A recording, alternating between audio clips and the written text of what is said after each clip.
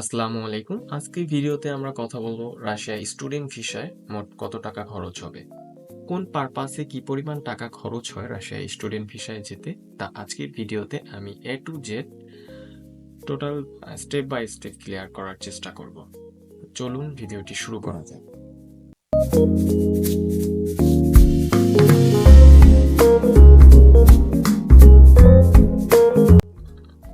Russia student ভিসার যাওয়ার জন্য আপনার প্রথম যে স্টেপটা অর্থাৎ আপনাকে একটা বিশ্ববিদ্যালয় বাছাই করে বিশ্ববিদ্যালয়ে অ্যাপ্লিকেশন করতে হবে। তো এখানে দেখা যায় যে রাশিয়াতে কিছু কিছু বিশ্ববিদ্যালয় আছে আপনার একেবারে কোনো অ্যাপ্লিকেশন ফি নেই, আপনি একদম ফ্রিতেই বিনামূল্যে সেখানে অ্যাপ্লিকেশন করতে পারবেন।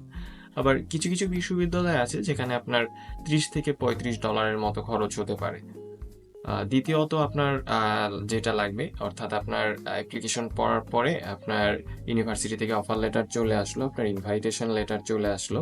তো এরপরে আপনার করতে হবে যে আপনার অ্যাম্বাসিতে গিয়ে এম্বাসি যে ভিসার জন্য অ্যাপ্লিকেশন করার পরে ভিসা ফিটা দিতে হবে এম্বাসিকে। তো বাংলাদেশ থেকে রাশিয়াতে স্টুডেন্ট ভিসায় যাওয়ার জন্য আপনার সাধারণত ৯,২০০ টাকা পর্যন্ত এম্বাসি ফি নিয়ে থাকে।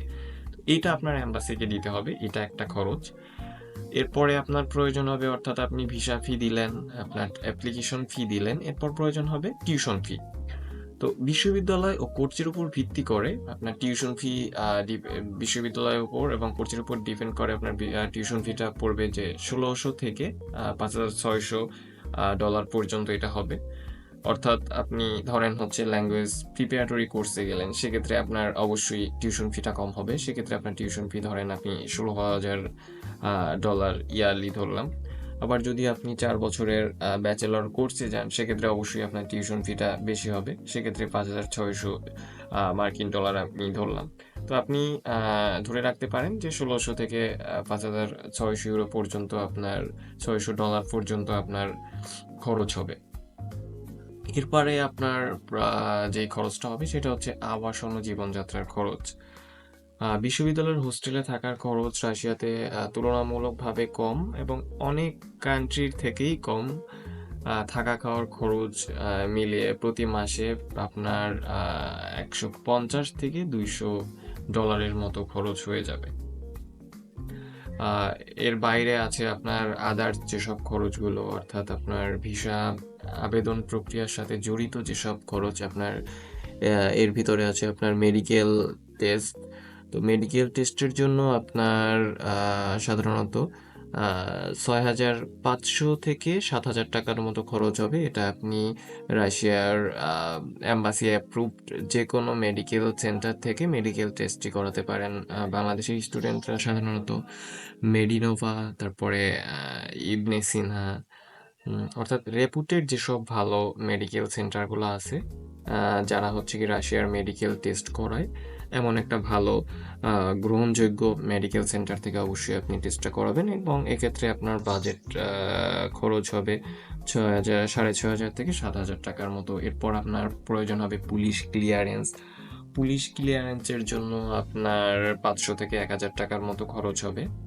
এরপর আপনার প্রয়োজন হবে ডকুমেন্টসের অনুবাদ, অর্থাৎ আপনার প্রতিটি ডকুমেন্টস আপনার রাশিয়ান ভাষায় অনুবাদ করতে হবে অবশ্যই।